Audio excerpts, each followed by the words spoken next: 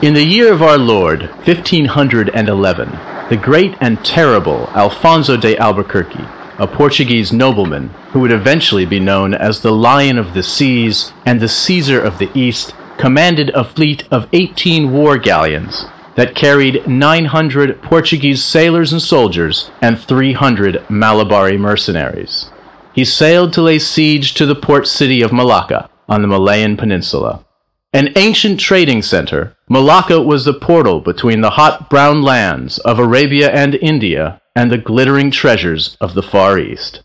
Situated across from the island of Sumatra on the narrow straits that bore its name, the city was a choke point for the vast riches that flowed from east to west and back again, along what would become known as the Maritime Silk Road.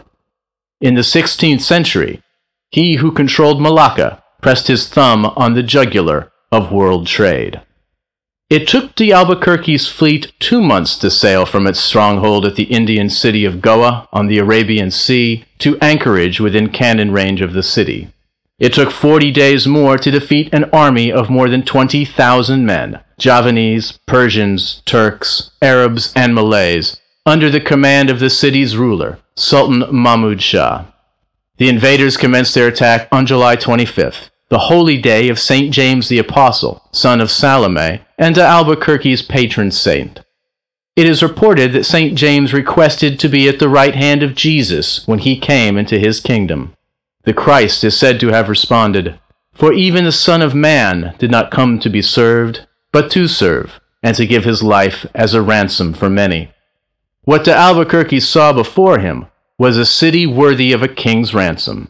The Portuguese bombarded the town for 2 weeks from the harbor. Their first land assault failed when it was repelled by the Sultan's war elephants, whose monstrous bodies knocked the panic-stricken men to the ground and trampled them to death, their deafening roars spreading terror in the trapped army shoving down the narrow streets.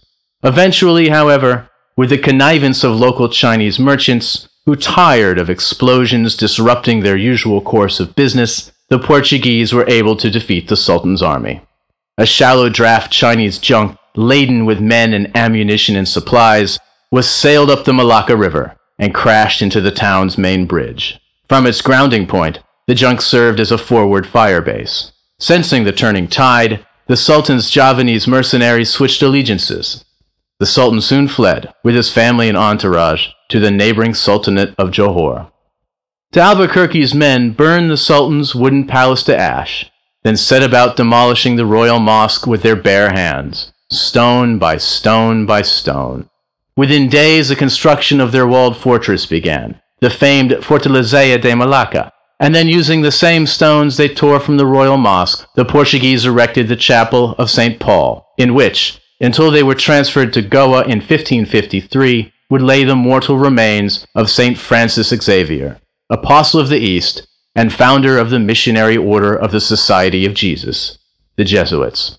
The forces of Catholic Europe now controlled the fulcrum of the maritime hinge upon which global commerce rotated.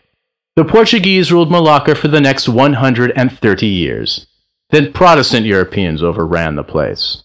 The Verenigde Oost-Indische Company, the Dutch East India Company, known simply by its solid acronym VOC, had tired of Portuguese interference in the spice trade of their far-flung colonies in the East Indies. The first Dutch siege occurred in 1606. Their fleet was repulsed, but the battle impressed the locals, who had also grown weary of Portuguese rule, and over the ensuing decades the Dutch were able to forge alliances with the Sultan of Johor, and on the island of Sumatra with fierce Achenese fighters. In 1641, a combined Dutch-Aceh-Johor force routed the Portuguese, and Malacca fell to the blonde-haired, blue-eyed men of the VOC. Except for a brief period during the Napoleonic Wars, the Dutch ruled Malacca for the next 180 years. They dismantled Catholic iconography, transforming the popish altars to the Virgin into cleanly houses of worship.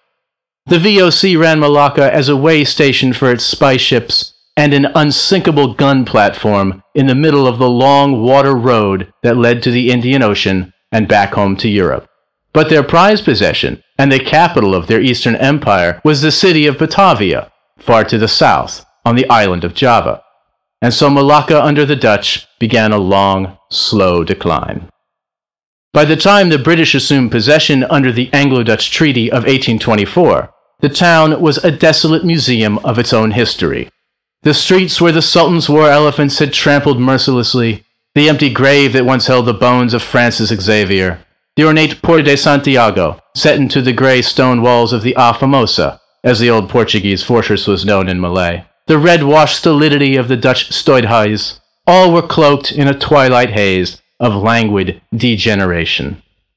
The British included Malacca as one of the Straits settlements, mostly as a means of ensuring that it would never compete with their more ambitious port cities of Penang and Singapore. In 1867, the Straits settlements became a crown colony, independent from government administration in British India, answerable only to the colonial office in far-off London, and thus largely autonomous in the east. But by that time, Malacca had lain so long in its humid somnolence that only the sickly sweet smell of rotting organic matter on the mud flats at low tide welcomed those who landed on her shores. This has been the prologue to Singapore Yellow by William Lloyd Gibson, the second in a trilogy of hard-boiled crime fictions set in 1890s Malaya and published by Monsoon Books. Available May 2015.